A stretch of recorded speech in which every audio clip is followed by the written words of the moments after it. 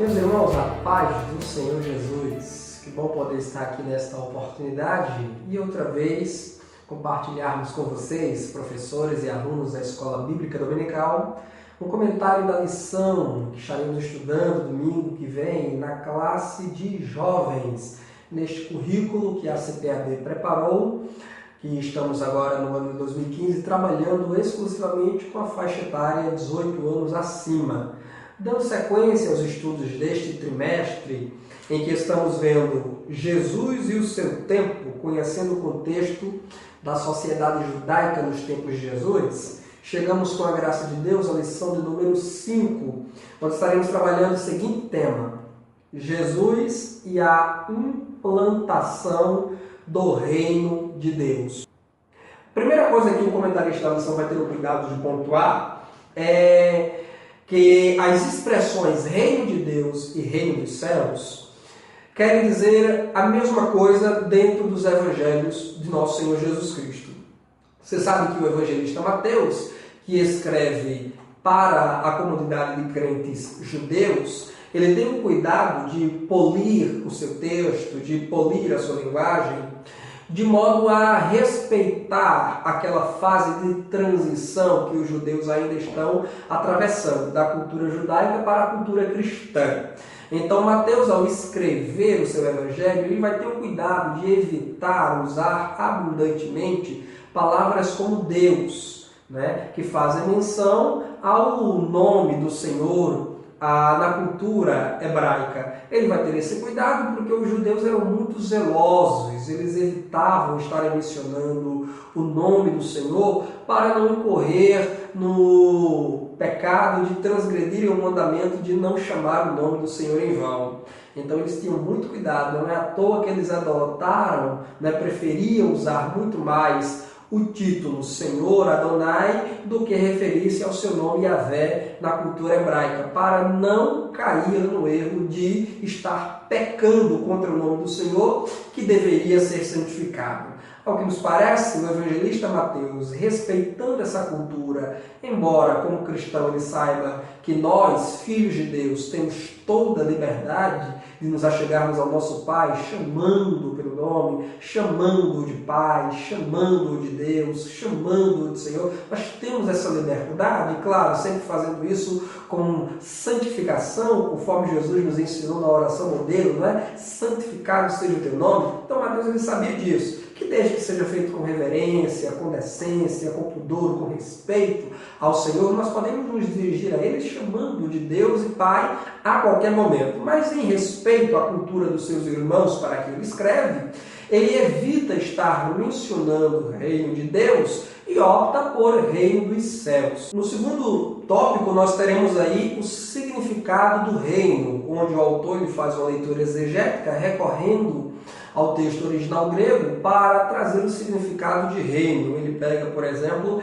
a palavra basileia lá do texto grego. Você sabe que o Novo Testamento foi escrito em língua grega, e ele vem dizer que esta palavra basileia, traduzindo para a língua portuguesa, significa domínio ou governo. E há um conceito muito bom aqui, que eu acho que nós podemos trabalhar com esse conceito sobre o que significa reino de Deus junto com os nossos alunos, que é este que é trazido pelo comentarista, o pastor Valmir, quando ele diz: o reino de Deus pode ser definido como o domínio eterno do Criador em todas as épocas e sobre a totalidade da criação, intervindo e predominando na história humana através de seus atributos supremos. É aqui, inclusive, professor, onde eu aproveito para fazer a distinção entre igreja e reino de Deus. Igreja é o corpo de Cristo Jesus, o corpo místico espiritual, que é constituído de cada um dos membros, que é você e que sou eu.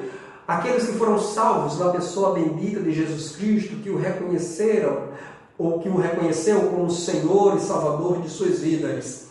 A igreja é a agência viva de Deus na face da terra, que deve expressar a mensagem das boas novas e que deve apregoar a mensagem do reino de Deus. Todavia, o reino de Deus é maior que a igreja, porque o reino de Deus abarca não só os homens e mulheres salvos, o reino de Deus abarca toda a criação, como bem pontuou. É por isso que digo que esse conceito está muito bom para trabalharmos com ele sobre o que é o reino de Deus, né? Porque o reino de Deus integra, abrange tudo aquilo que está debaixo do domínio de Deus. Desse modo, até mesmo a natureza integra o reino de Deus. Por que é que Jesus ele anda sobre as águas? Por que é que Jesus ele ordena ao vento e o mar para se aquietarem? Por que é que Jesus multiplica 5 pães e 2 peixes para uma multidão de aproximadamente 5.000 pessoas, de modo que toda aquela multidão sai saciada e ainda sobra 12 cestos para cada um dos discípulos carregarem? Por que é que Jesus ordena Lázaro, morto há 4 dias, já estava em estado de decomposição, cheirando mal, que Lázaro saia para fora do sepulcro e Lázaro sai vivinho da silva? Por que Jesus inverte esta ordem natural da vida, que é nascer, crescer, reproduzir, envelhecer e morrer, e Jesus ele dá vida ao que estava morto outra vez? Por que é que Jesus opera milagres extraordinários? Por que é que até os demônios tremiam e temiam diante da presença de Jesus Cristo ou de um apóstolo enviado seu, revestido da autoridade divina? Por quê? É porque isso é o reino de Deus. O reino de Deus é toda esta expressão da ação de Deus, do governo, do domínio, do cetro de Deus na sociedade, na natureza, no mundo e no universo.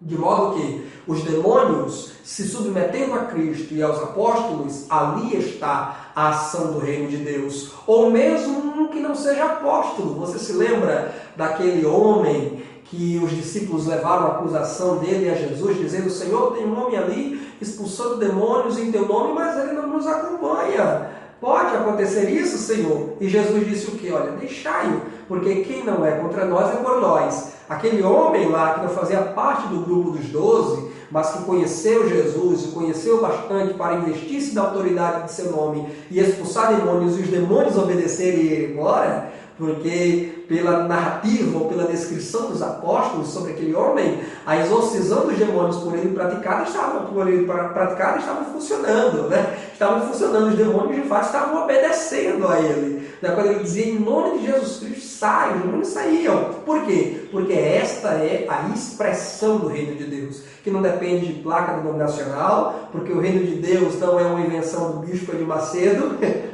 né? Não foi o bispo de Macedo que inventou o reino de Deus, não foi o bispo de Macedo que inventou a exorcização de demônios, a expulsão de demônios, não foram os neopentecostais e também não foram os pentecostais. Isto aí é expressão do reino de Deus. E todo aquele que se faz súdito do Senhor Jesus Cristo, submetendo-se a Ele em amor, a este Deus concede a dádiva, o poder e a autoridade sobre os demônios. Portanto, eu acho que eu estou conseguindo ser claro para você quando eu distingo reino de Deus, que é o governo de Deus sobre toda a criação, sobre toda a natureza, é Deus mandando chuva sobre justos e injustos. Veja, a igreja é constituída daqueles que foram justificados em Cristo. Mas o reino de Deus, ele abrange, ou ele tem expressões, ele tem atuação, implicação, até mesmo sobre os injustos. Por exemplo, a chuva que Deus manda sobre a face da terra é uma expressão do governo de Deus, porque a chuva só vem quando Deus quer, só vem quando Deus manda. Eu tenho dito, onde eu tenho ministrado,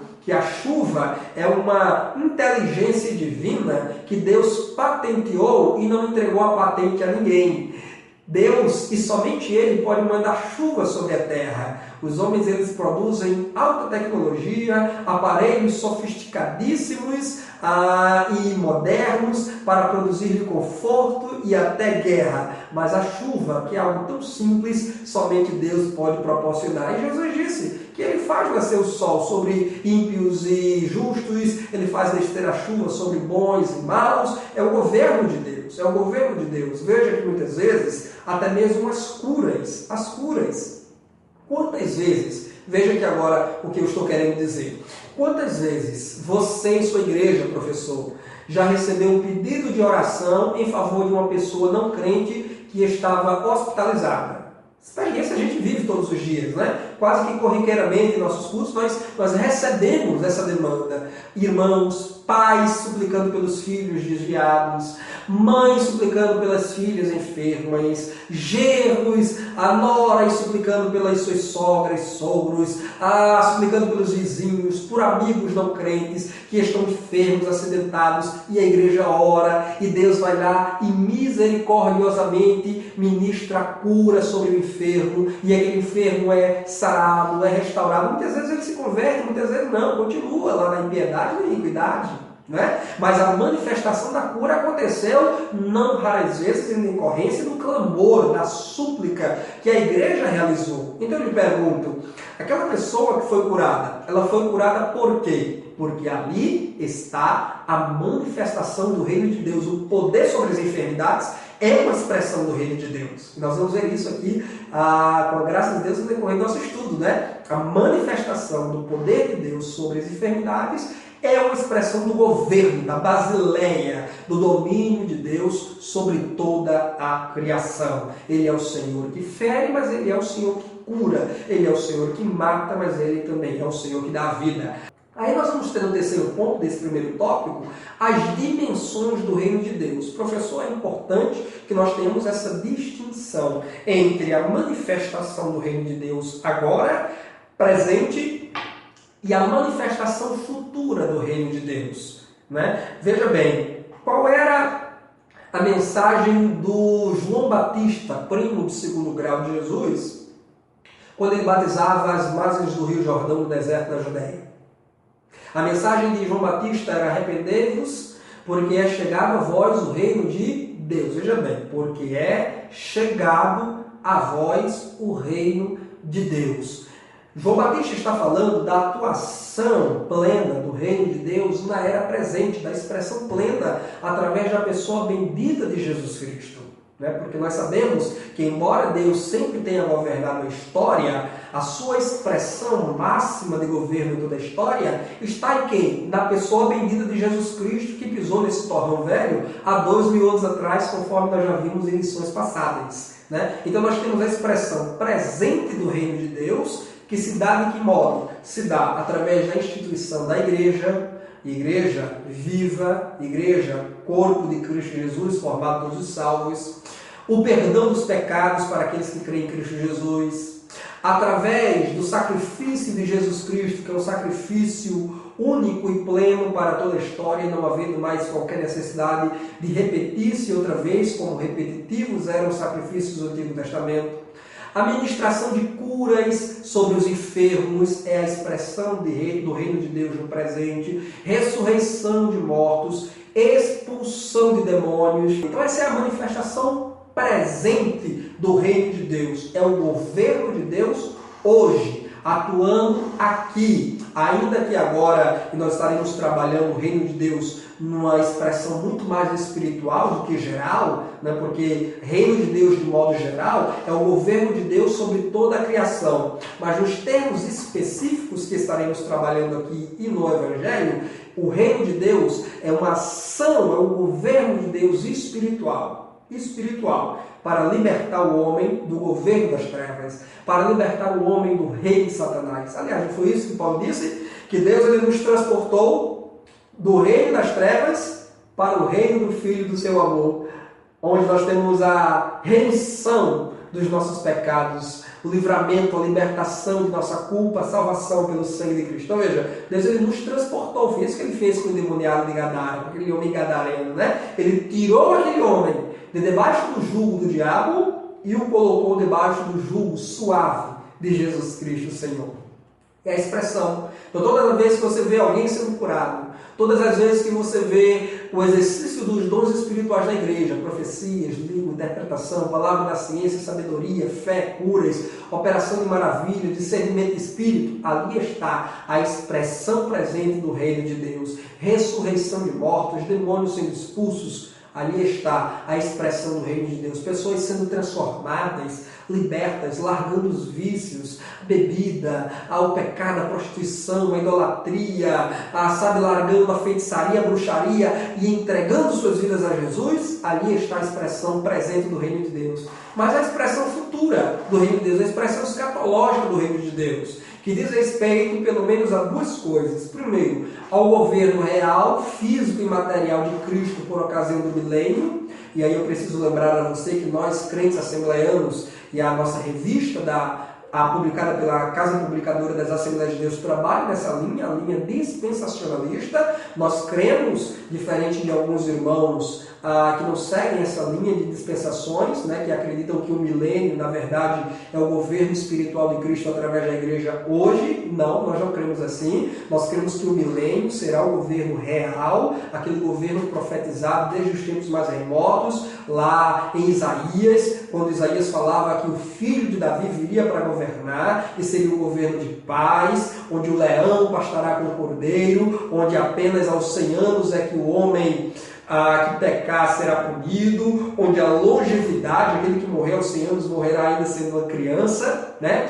Será justamente durante o milênio, o governo de Cristo aqui na terra, quando Cristo virá com a sua igreja realmente para reinar aqui, com os seus santos reinar. E aqueles que não foram arrebatados com Cristo, que não tiveram seu corpo glorificado, entrarão depois da guerra, né, ali do Armagedon, quando findar a grande tribulação e Israel se ver cercado pelos seus inimigos e Cristo vir para pôr fim ao reino dos inimigos de Israel, ali ele vai estabelecer o seu reino milenar com a sua igreja e com os que saírem vivos da tribulação. É por isso que ainda poderá haver possibilidade de pecado durante o reino milenar. Não para os salvos redimidos em corpo glorificado, muito menos para o Senhor Jesus, mas para aqueles que vieram da tribulação em corpo não glorificado.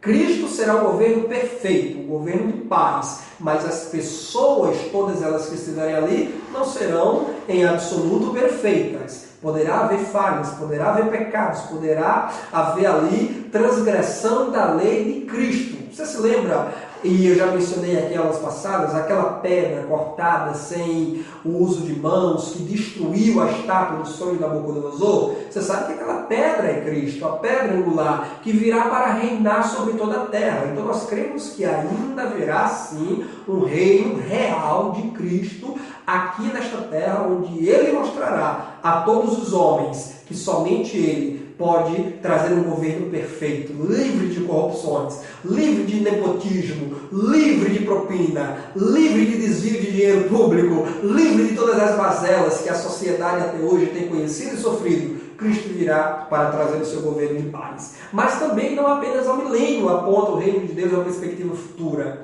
mas ao reino eterno de Deus. Este agora apenas os salvos terão direito a ele, que é justamente o reino que Cristo Jesus vai devolver ao Pai, como o apóstolo Paulo disse, né? Que quando ele sujeitar tudo a ele, quando até a morte for vencida, o último inimigo for vencido, por ocasião do final de todas as eras presentes e por ocasião da conclusão do juízo final, quando o diabo, a morte e o inferno forem lançados no lago que arde fogo e enxofre, Cristo devolverá ao Pai o governo de todas as coisas. E ali, até mesmo o Senhor Jesus Cristo, junto com a igreja, com os salvos de todas as épocas, estará debaixo do governo eterno do Senhor, o nosso Deus, o nosso Pai.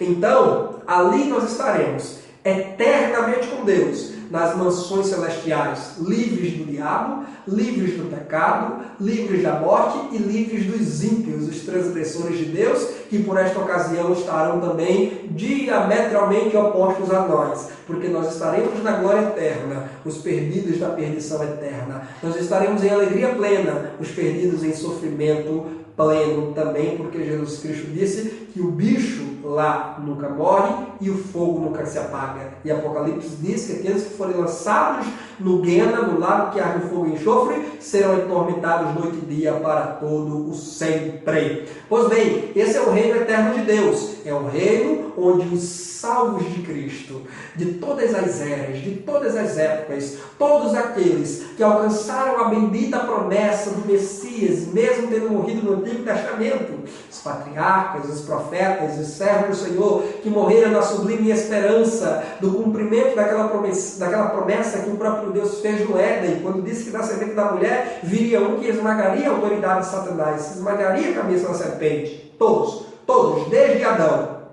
até João Batista, que morreram na esperança da vinda do Messias, também estarão lá, compondo o reino eterno de Deus nas mansões celestiais. Lembra-se, quando Jesus disse, muitos virão do Oriente e do Ocidente e sentar-se-ão à mesa com Abraão, Isaque e Jacó? Pois bem, ali está uma promessa sobre o cumprimento cabal, pleno, total do reino de Deus no futuro. Então hoje nós já temos a agência de Deus na terra, que é a igreja, comunicando vida aos homens, comunicando a mensagem do reino de Deus, e vemos as expressões do reino de Deus, como já pontuei, nas curas, nos milagres, na pregação, no perdão dos pecados, na transformação de vidas, hoje. Mas chegará o dia em que a pregação não se fará mais necessária, curas não se farão mais necessárias e também a operação de milagres não serão mais necessários, porque nós estaremos habitando o reino eterno de Deus numa perspectiva escatológica.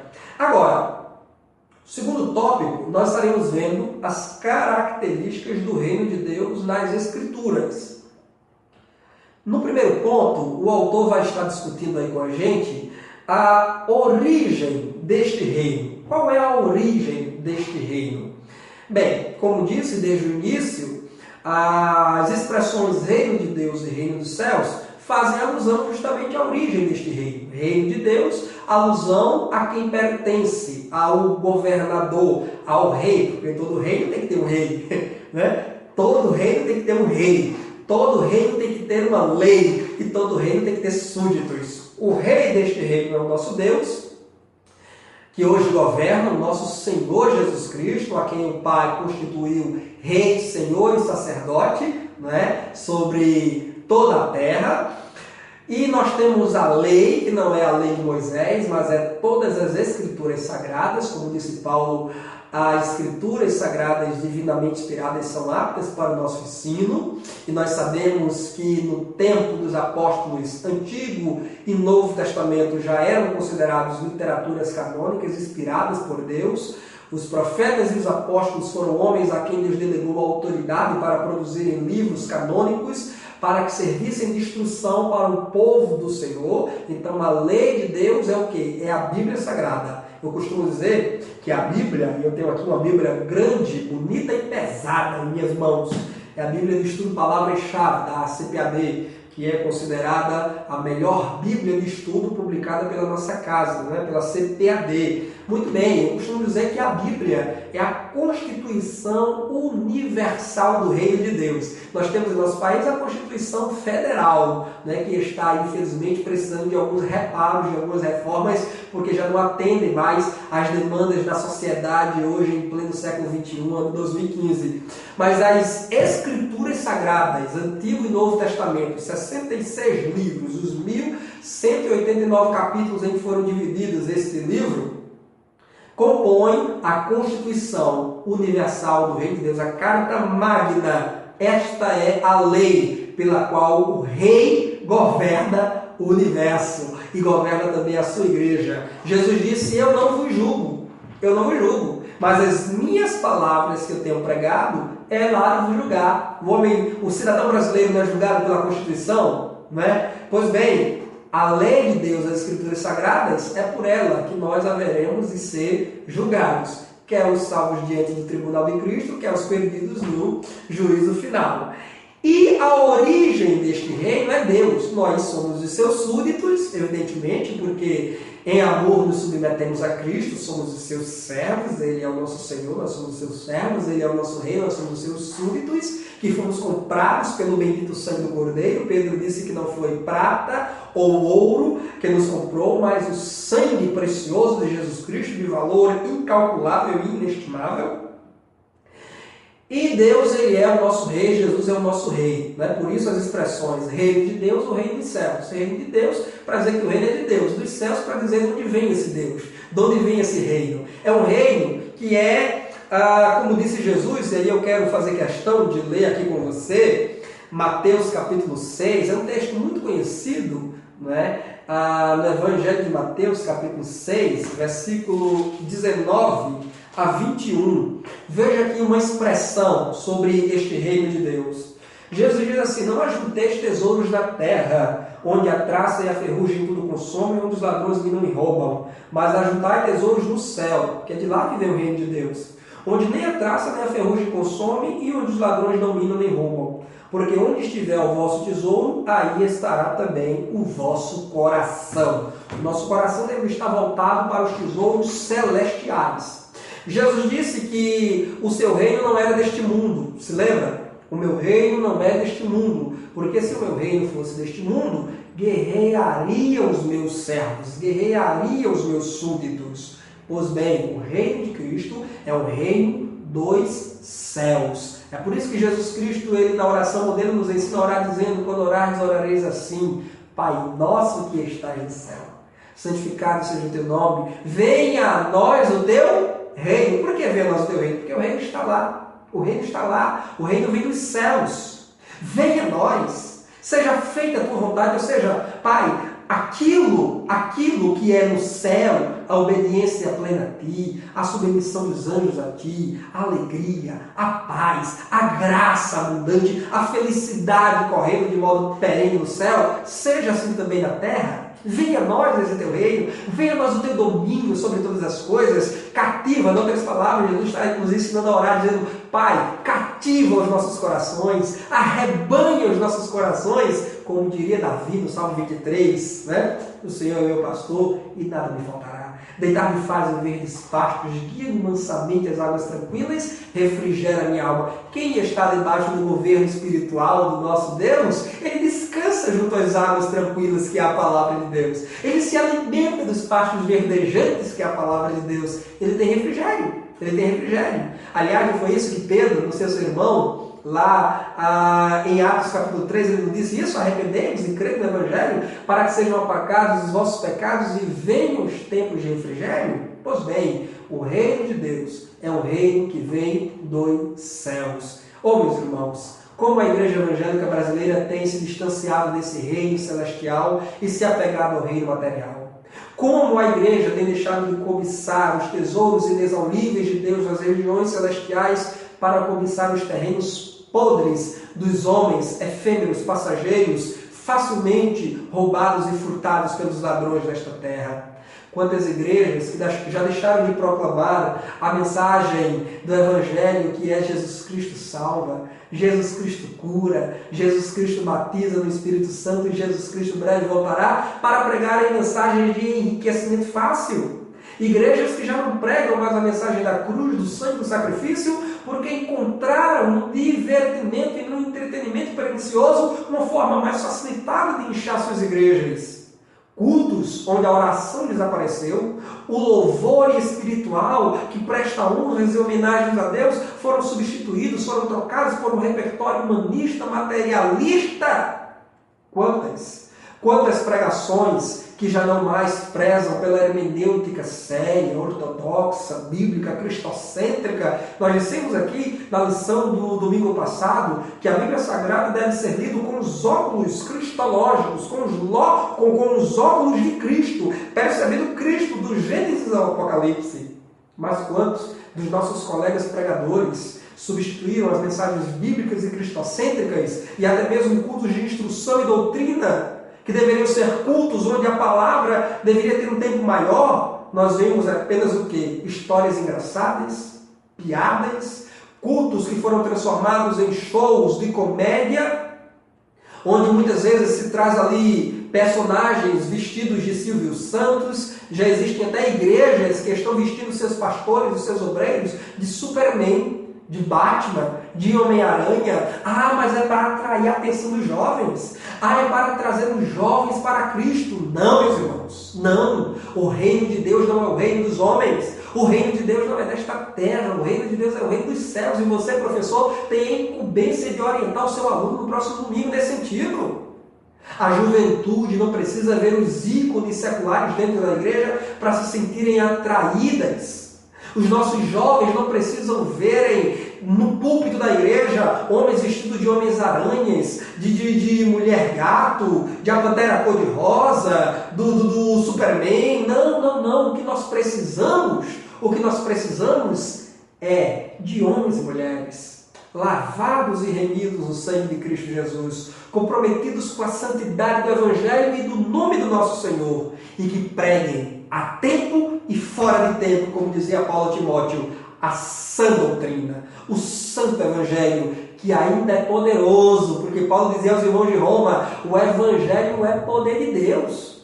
Nós voltamos há alguns anos à história e não vamos John Wesley, não vemos George Whitefield, o pregador do ar livre na Europa, nós não vemos Jonathan Edwards, um pregador aqui da América do Norte, nós não vemos esses grandes pregadores do Evangelho, sabe, vestindo-se, essa roupagem do show, do humor, da comédia, para seduzirem as multidões. Nós não vemos isso. O que esses homens pregavam era a mensagem genuína do Evangelho. Spurgeon, Martin Lloyd Jones, Charles Finney e tantos outros servos e servas de Deus. Billy Graham, que ainda hoje está aí, velhinho, mas está vivo com seus mais de 95 anos de idade, o maior pregador evangélico do século XX, Billy Graham. Billy Graham, o homem que pregou para o maior número de multidões, e você entra no YouTube para ver as pregações de Billy Graham na década de 50, 70, 80, e você não vê este homem trabalhando com comédia, com coisas engraçadas, e as multidões concorriam para ouvi-lo pregar.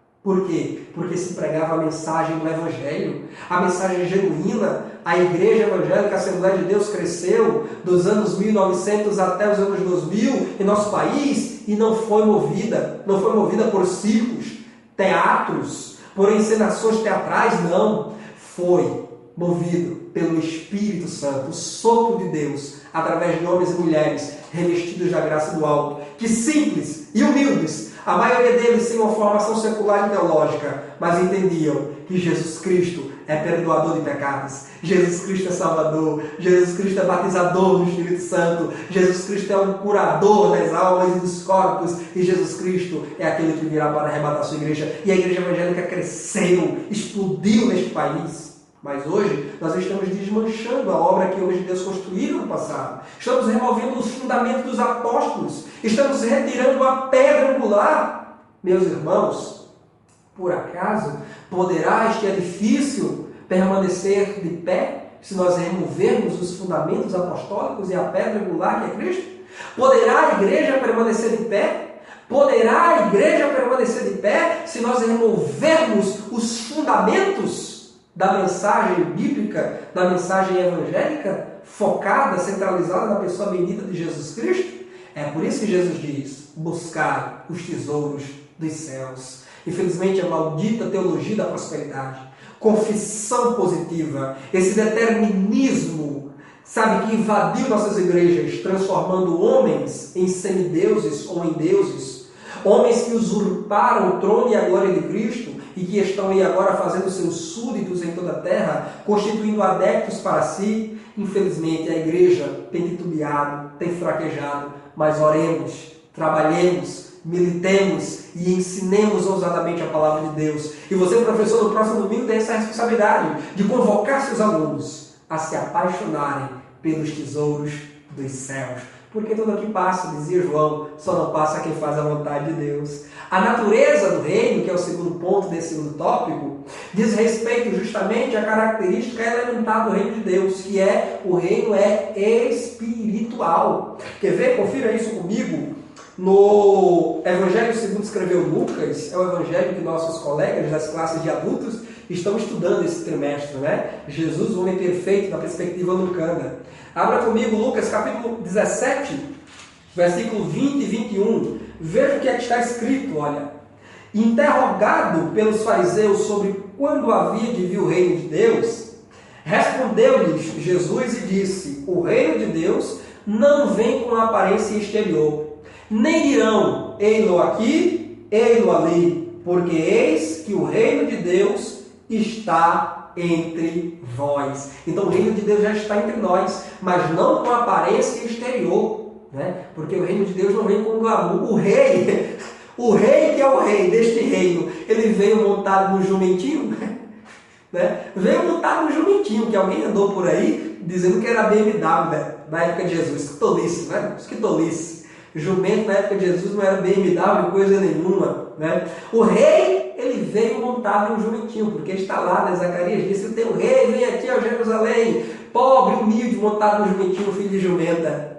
Por que é que nós esperamos hoje que esse reino de Deus seja o reino da ostentação? Aliás, estamos vivendo, né? Aliás, professor, você pode tocar nesse assunto no próximo domingo, né? Tudo hoje é ostentação, é sertanejo ostentação, é funk ostentação, e tem ganhado cada vez mais espaço na mídia. Essa coisa de ostentação, ostentar. E por que tem que ostentar? Ostentar bens, riqueza, fama, corpo. A ditadura da beleza é a ostentação do corpo, né? E há uma filosofia no mundo que diz que o que é bonito é para se mostrar mesmo. Infelizmente, essa cultura da ditadura da beleza e da ostentação de bens tem invadido muitas igrejas, de modo que muitas moças e rapazes não ostentam a sabedoria, não ostentam o conhecimento, não ostentam uma vida piedosa diante de Deus. O que ostentam é o materialismo, é o hedonismo, é a sensualidade.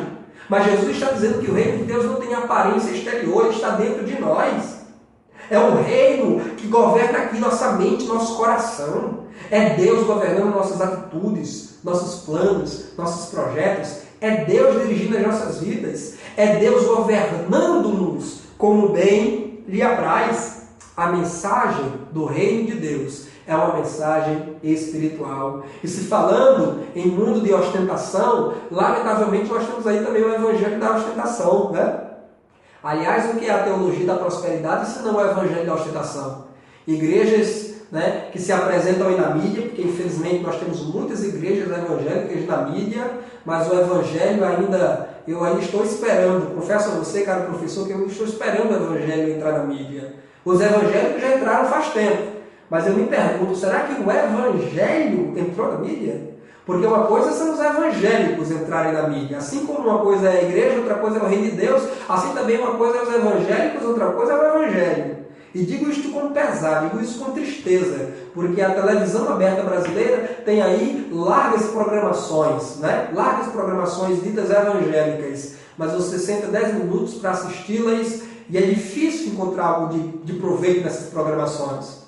Porque infelizmente a mensagem quase sempre é uma mensagem materialista. É psicologia de autoajuda, e não tenho nada contra a psicologia de autoajuda. Antigamente se bateu muito na psicologia nos meios cristãos, mas nós sabemos hoje que a psicologia ela é boa, uma ciência humana que pode contribuir. Agora, uma coisa é a igreja, outra coisa é uma clínica de psicologia, de psiquiatria. Uma coisa é a poderosa mensagem do evangelho, outra coisa são os livros, manuais e compêndios de ciência da psicologia.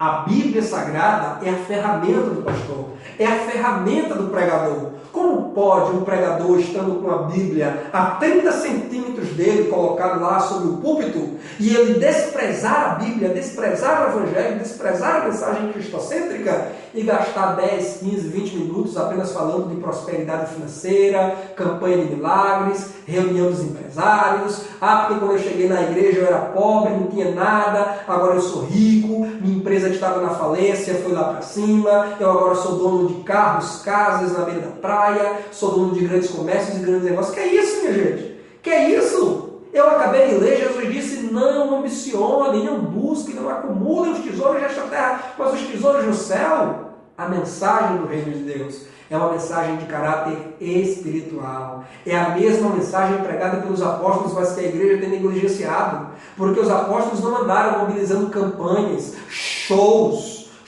para enriquecimento, reuniões de empreendedores. Isso não se concebia na igreja primitiva. Não se concebia. A mensagem dos apóstolos era uma só. Jesus Cristo é Deus encarnado, morto na cruz para nos salvar dos pecados, ressurreto ao terceiro dia para nos garantir a vida eterna, assunto aos céus para nos preparar a morada eterna e que breve virá. Deixou conosco o Espírito Santo para nos conduzir em santidade, em verdade e justiça, para que no dia de seu retorno glorioso estejamos preparados para estar com ele. Essa é a mensagem pregada por Paulo, Pedro, João, Estevão em seu último sermão antes de ser apedrejado. Esta é a mensagem das cartas pastorais, das cartas universais que nós temos no Evangelho. Esta é a mensagem dos apóstolos.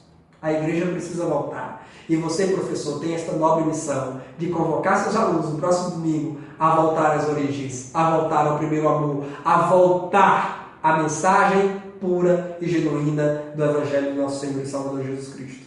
E no terceiro ponto, ainda desse segundo tópico, nós teremos as marcas e os valores do reino de Deus. Você sabe que os valores do mundo é a cobiça desenfreada pela riqueza, é a soberba intelectual, é a satisfação do corpo, né? São esses os valores que dominam o mundo sem Cristo. Como diria João, tudo que é do mundo é a cobiça desenfreada da carne, a cobiça desenfreada dos olhos e a soberba da vida. Mas o reino de Deus também tem os seus valores, as suas marcas. Como bem pontuado pelo nosso comentarista da lição, ele diz aqui que um resumo destes sinais que demarcam o reino de Deus é encontrado no Sermão da Montanha, proferido por Jesus, ou mais especificamente, conforme nós chamamos, o Sermão das Bem-aventuranças. Eu quero chamar você, professor, para rapidinho, nós não podemos nos deter muito nisso, nem fazer aqui uma aula em cima dessas 9 bem-aventuranças, mas eu gostaria de rapidinho pontuar alguma coisa sobre essas bem-aventuranças que Jesus vem falar logo no início de seu ministério, que caracterizam o reino de Deus na era presente. Você vai abrir comigo em Mateus capítulo 5. Você sabe que lá no Evangelho, segundo escreveu Lucas, algumas dessas bem-aventuranças de Jesus serão citadas também lá no Evangelho de Lucas. Há uma discussão entre os nossos teólogos, expositores da Bíblia Sagrada, se quando Lucas faz menção a essas bem-aventuranças, ele estaria ali descrevendo o mesmo episódio ou estaria trazendo um outro episódio em que Jesus novamente fala das bem-aventuranças, o que não é impossível, né? Quem prega, quem ensina, é costumeiro muitas vezes utilizar expressões que já usou em outra pregação, né? Ou às vezes até mesmo pregar ali uma mensagem que já foi pregada em uma outra igreja num outro momento, né? Nós sabemos que isso acontece. Então, com Jesus também pode ter acontecido isso. As bem-aventuranças terem sido proclamadas a princípio no sermão ministrado por Jesus ali dos montes, naquela elevação montanhosa, onde a voz de Jesus Cristo poderia se fazer ouvir, numa época em que não existia microfone, aparelho de som, não é? Então a montanha era um lugar muito propício e adequado para que a voz de Cristo Jesus se fizesse ecoar para quem estivesse ali próximo dele, ao pé da superfície. E você sabe que grandes multidões, diz ali que os discípulos se sentaram para ouvir Jesus falar, mas as multidões acompanhavam Jesus, né? Então, certamente foi uma estratégia de Jesus sentar-se ali no monte para que a sua voz se disseminasse, se fizesse ecoar para um maior número de pessoas possível. E muito provavelmente as bem-aventuranças citadas por ele e registradas em Mateus 5 podem ter sido facilmente reproduzidas em um outro ambiente, em outra circunstância, a qual Lucas vai fazer referência. Então, Mateus capítulo 5, versículo 3 em diante, Jesus ele inicia dizendo o seguinte: bem-aventurados os pobres de espírito, porque deles é o reino dos céus. Pobres aqui, que é uma característica, uma marca, um valor do reino de Deus, a pobreza de espírito, tem a ver com uma dependência de Deus. São aquelas pessoas em que não há soberba intelectual, a altivez de espírito, a arrogância, o sentimento de autossuficiência. Você se lembra daquele rico que o seu campo produziu muito, ele diz: derrubarei os meus celeiros, construirei outro, vou estocar muito alimento, muita comida, e direi para mim mesmo: alma, come, bebe, folga-te, porque tens em depósito para muitos dias. Você se lembra? Ele era um louco. Ele era um homem que estava envaidecido em seu espírito. E Deus lhe diz: louco, esta noite pedirão a tua alma, o que tens preparado para quem será? Né? Mas o pobre de espírito, diferentemente daquele rico, louco e sensato, ele reconhece que Deus é a sua suficiência. Ele reconhece, como dizia Asaf no Salmo 73, que no céu ele não tem nada a desejar e a cobiçar a não ser Deus. E na terra ele também não tem nenhum outro bem que não seja o Senhor, o seu Deus. Davi, embora seja rei de Israel, embora seja rico como ele era, mas ele disse: eu sou pobre e necessitado. Né? Veja, só pode dizer que é pobre e necessitado na perspectiva de Jesus no Sermão da Montanha aquele que, ainda que seja rico financeiramente falando, ele reconhece sua pobreza diante de Deus. Ele reconhece sua miséria diante de Deus. Então, no reino de Deus não há lugar para a vaidade. No reino de Deus não há lugar para o orgulho, para a soberba. Aquele que anda na soberba da carne, que deseja adentrar no reino de Deus, ele deve passar pela cruz de Cristo Jesus. Deixar ao pé da cruz todo orgulho, toda soberba, toda vaidade, que os muitos diplomas lhe acumularam, que a muita grana lhe acumulou ao longo de sua vida, e seguir dali para frente, quebrantado e humilde, carregando a sua cruz ao lado do nosso Senhor e Salvador Jesus Cristo. Veja Paulo, né? Paulo disse: olha, eu fui fariseu zeloso na lei, dentre os jovens de minha idade eu era o que mais se destacava, fui educado aos pés de Gamaliel.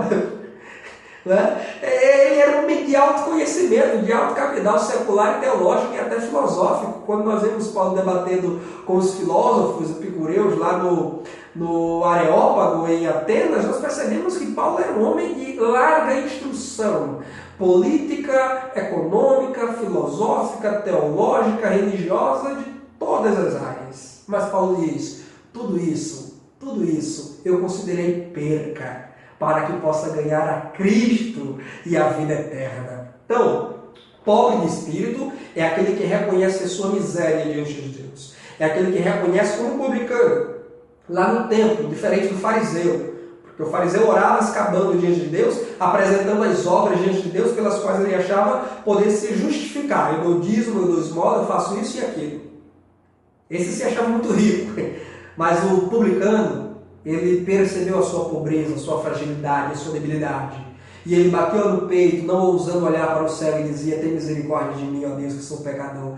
Pobres de espírito costumam orar dizendo isso: tem misericórdia de mim, que sou pecador. Não foi isso que disse Bartimeu cego? Não foi isso que disse o Jairo, quando recorreu a Cristo Jesus, aquela mãe que tinha uma filha endemoniada em sua casa? Não foi isso que o centurião disse? Tem misericórdia de mim, Senhor, socorre-me. Aquele homem que levou o seu pai ou o seu filho endemoniado, que os discípulos não puderam expulsar os demônios dele, e ele levou até Jesus, ele disse: tem misericórdia de mim, me ajuda na minha pouca fé, na minha fraqueza. São os pobres de espírito, e Jesus disse que deles é o reino dos céus. Bem-aventurados, ele vai dizer aqui, olha, os que choram, porque eles serão consolados. Então, mais um valor do reino de Deus, mais uma marca dos súditos do reino de Deus: o choro. Mas não é um choro qualquer, não é um choro, sabe, ao final de uma novela, de um campeonato de futebol, ou choro de emoção assistindo um filme de romance no cinema.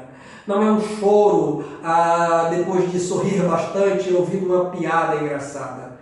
O choro aqui é aqueles que choram os seus pecados, os seus fracassos, as suas falhas, que olham para a santidade de Deus, como dizia Martin Lloyd Jones, que olham a santidade de Deus e confrontam com o estado de vida que eles levam e percebem o quão distante estão da santidade que Deus espera de nós e que Ele ordena que nós andamos nessa santidade, né? E então, percebendo nosso fracasso, nossa incapacidade de cumprirmos a vontade de Deus por nós mesmos, nós caímos aos seus pés em pranto e lágrimas. São aqueles que choram, confessando as suas culpas, conforme disse Tiago em sua carta, né? Porque Tiago ele exortava os irmãos, dizendo: converta-se o vosso riso em pranto e a vossa alegria em tristeza. Afligidos, lamentai e chorai. Que choro é esse que Tiago recomenda que nós façamos? É aquele que Deus disse já, lá em Joel, no Antigo Testamento, convertei-vos a mim. Com jejum, com pranto, com choro, com humilhação. É nós nos dobrarmos diante de Deus, assumindo nossa responsabilidade pelos pecados que cometemos e suplicando humildemente a sua misericórdia. Ô professor, quantos de nós que já não choramos mais estas lágrimas? A lágrima do arrependimento, a lágrima da confissão de culpa diante de Deus. Quantos de nossos alunos já não choram mais? Vivem sorridentes e felizes da vida e dizem, não, eu aceitei Jesus para ver feliz, nada mais de choro. Mas será que ao ler a palavra de Deus, será que ao contemplar diariamente os terríveis milagres operados pelo Senhor, será que ao voltarmos às páginas dos evangelhos, os 4 evangelhos, e nos depararmos com a cruz, com o sangue, com o sacrifício do santo e inocente Filho de Deus, será que isso não nos marca? Será que isso não nos comove? Será que isso não nos constrange e não nos arranca lágrimas dos olhos e do coração? Talvez muitos de nós não estejamos chorando, não é por falta de motivos, porque motivos temos aos montes, pois todos os dias falhamos diante de Deus. Nós não estamos chorando, é porque para chorar é preciso sensibilidade. Somente pessoas sensíveis choram, e lamentavelmente muitos crentes, em razão do pecado que já entrou em seus corações e já lhes dominou por completo, não lhes resta mais qualquer sensibilidade do Espírito Santo, então eles não choram. Mas Jesus diz, bem-aventurados que choram, os que choram pelo sofrimento alheio, os que choram pelas famílias que estão morrendo, sucumbindo lá no Nepal, em virtude daquele terremoto terrível que assolou aquele país. Os que choram a morte de um ente querido, pelo qual lutaram, se esforçaram, muitas vezes até doaram sangue, muitas vezes até doaram algum órgão do corpo para tentar, conceder um pouco de vida ou de sobrevida àquele ente querido, mas que Deus recolheu em seu celeiro, porque o morrer e o viver pertence a Deus. Eles choram, porque Paulo disse, alegrai-vos com os que se alegram, e chorai com os que choram. Esses que choram, Jesus diz, serão consolados. O choro também é uma marca do Reino de Deus. E que Deus nos ajude. Que Deus ajude você, professor, a mim, os nossos alunos, a voltarmos aos pés de Cristo com pranto, com lágrimas e com choro. Confessando a Ele, falando a Ele a nossa dor, o nosso sofrimento, o nosso pesar, as perseguições que nós sofremos, as injúrias, as calúnias. Nós não esbravejamos, nós não devolvemos da mesma moeda, nós entregamos tudo a Deus em lágrimas. Porque existem momentos que as nossas palavras não podem explicar. Existem momentos que as nossas palavras não podem dizer nada. E nós codificamos os nossos sentimentos em lágrimas e entregamos a Deus. E Deus é perito em decodificar lágrimas de crente. Deus é perito em entender os gemidos inexprimíveis de uma lágrima e Ele nos dá o consolo. Bem-aventurados os mansos, porque herdarão a terra manso. Já dizia o poeta, um pastor, Zefirino Roça, que a mansidão é a irmã gêmea da humildade. E de fato, geralmente o crente que é manso é humilde. Aliás, outras versões traduziram esse texto de Mateus 5,5 por bem-aventurados humildes.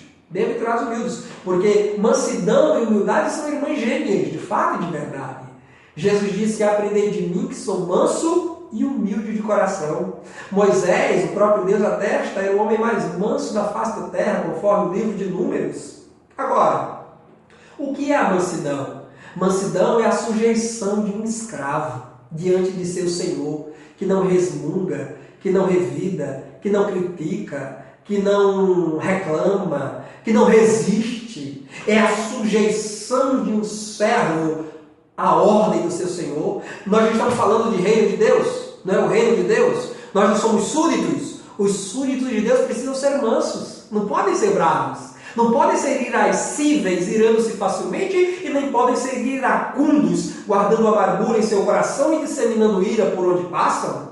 Os súditos do reino de Deus são mansos, são humildes, são sujeitos. Olha, meus irmãos, se até Jesus Cristo, que é o Filho de Deus encarnado, a Bíblia diz que ele aprendeu a sujeição, ele aprendeu a submissão, ele em tudo, quando quando ele esteve no Getsemane orando em amargura, em tristeza, em aflição, sentindo os horrores do Calvário, de ser separado momentaneamente de seu Pai, ele orava dizendo: se for possível, passa de mim esse cálice, contudo seja feita a tua vontade, não a minha. Se Jesus se submeteu em tudo com mansidão, e tamanha foi a mansidão de Jesus, que Isaías, 600 anos antes daquela cena se instaurar, Isaías comparou Jesus, ou assemelhou Jesus a um cordeiro mudo levado ao matadouro. Que mansidão!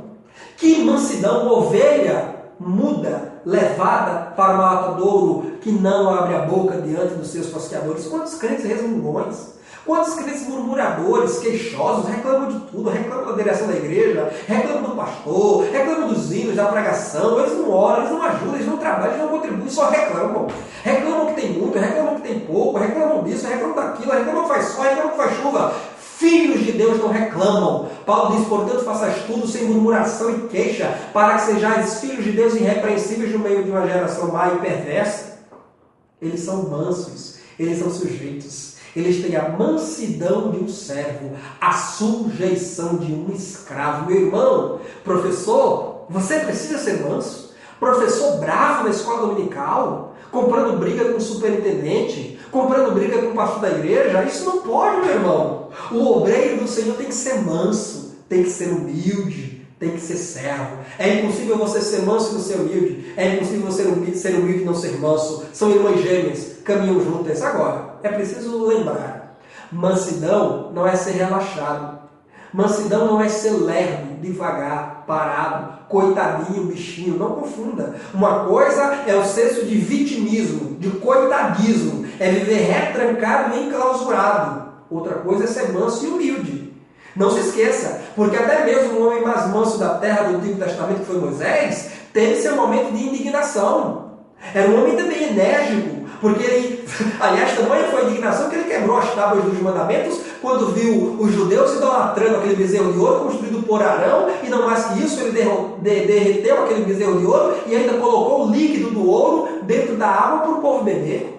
Jesus, embora seja manso, e diz: aprender de mim que sou manso e humilde, Jesus, em dado momento, ele também pegou chicotes e saiu derrubando a mesa dos vendilhões dentro do templo. Então, ser manso e humilde não é ser coitadinho, bichinho, ver as coisas acontecendo e ficar calado e deixar Deus tomar de conta. Não. Ser manso é ser submisso a Deus. É saber caminhar a segunda milha. É não revidar. É dar a segunda face quando baterem na primeira. Entendem, meus irmãos? É ser em tudo submisso a Deus, mesmo que tendo personalidade e sabendo posicionar-se e atacar com a espada do Espírito, que é a palavra de Deus, quando se ver envolto em uma guerra. Mas aí segue ainda, né? Verão aqui, eu não vou continuar explicando não, porque senão a gente vai aqui, né, o dia inteiro, só nessas bem-aventuranças. Depois vai se falar aí, né, os que têm fome e sede de justiça, os misericordiosos, os que se compadecem dos outros, não é? Os limpos de coração. Lá no Salmo já dizia: quem habitará, Senhor, no teu tabernáculo?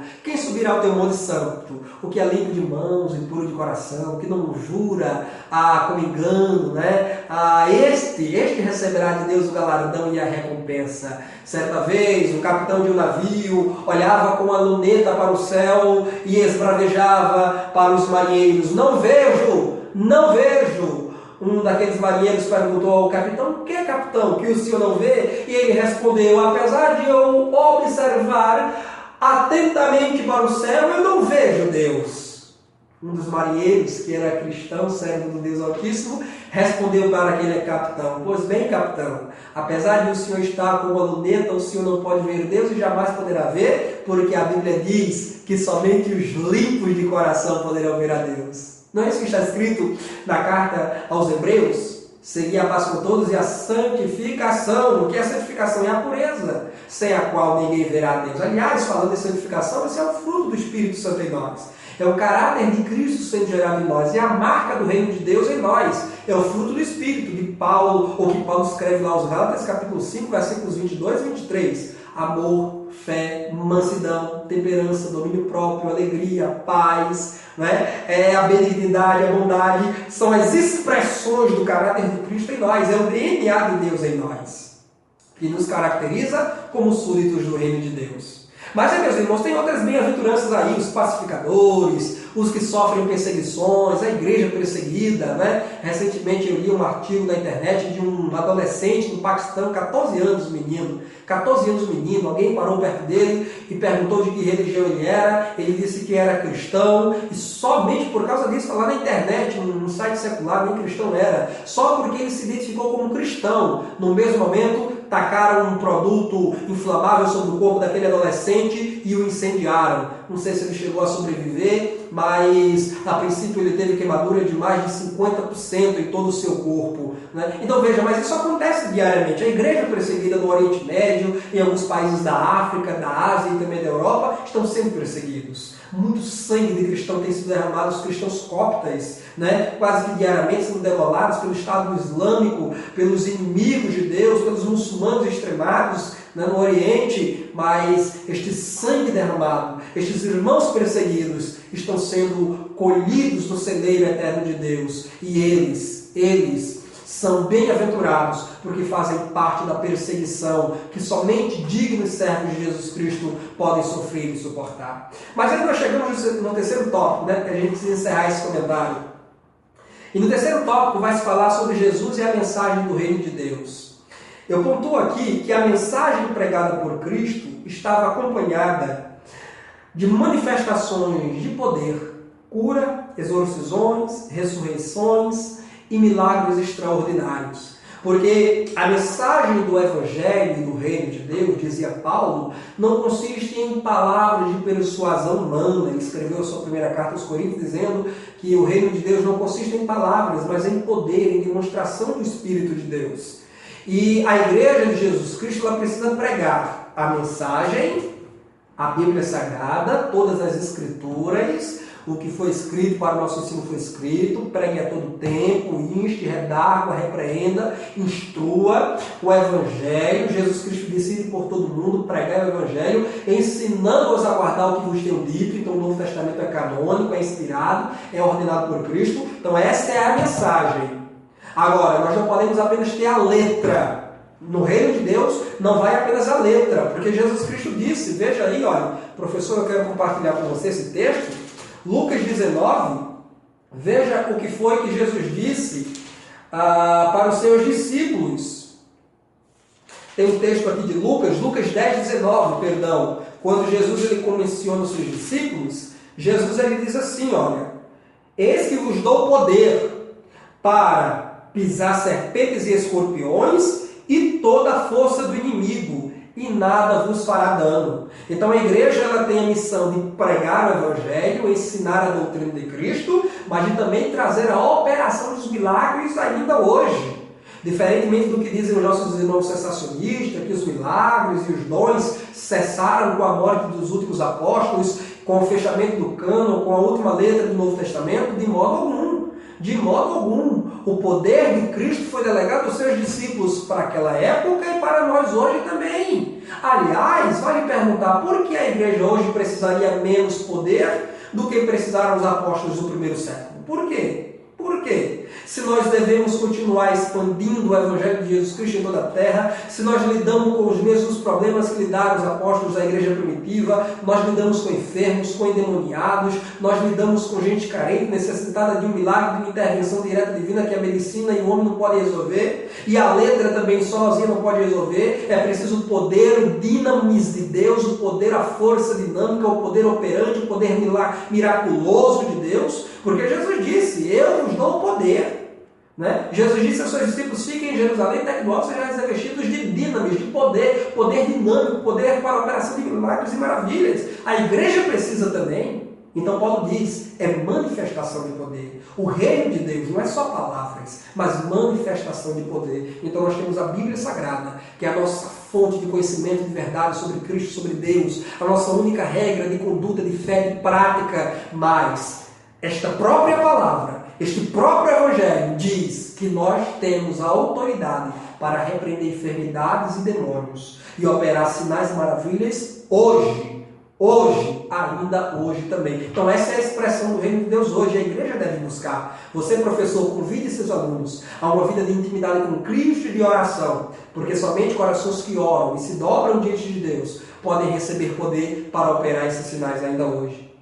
E a mensagem principal dentro do reino de Deus é essa que está aqui. No segundo ponto do terceiro tópico, o arrependimento. Arrependimento, essa é a palavra-chave. Aliás, anote isso, professor. Arrependimento, a palavra-chave do reino de Deus. Aliás, João Batista, às margens do deserto da Judéia, dizia: arrependei-vos, porque é chegado a vós o reino de Deus. Quando Jesus inicia seu ministério, ele diz a mesma coisa: arrependei-vos, porque é chegado o reino de Deus. A mensagem apostólica não era outra, senão arrependei-vos, porque é chegado o reino de Deus. Então, arrependimento, metanoia, mudança de entendimento, mudança de pensamento, mudança de atitude, metanoia no grego.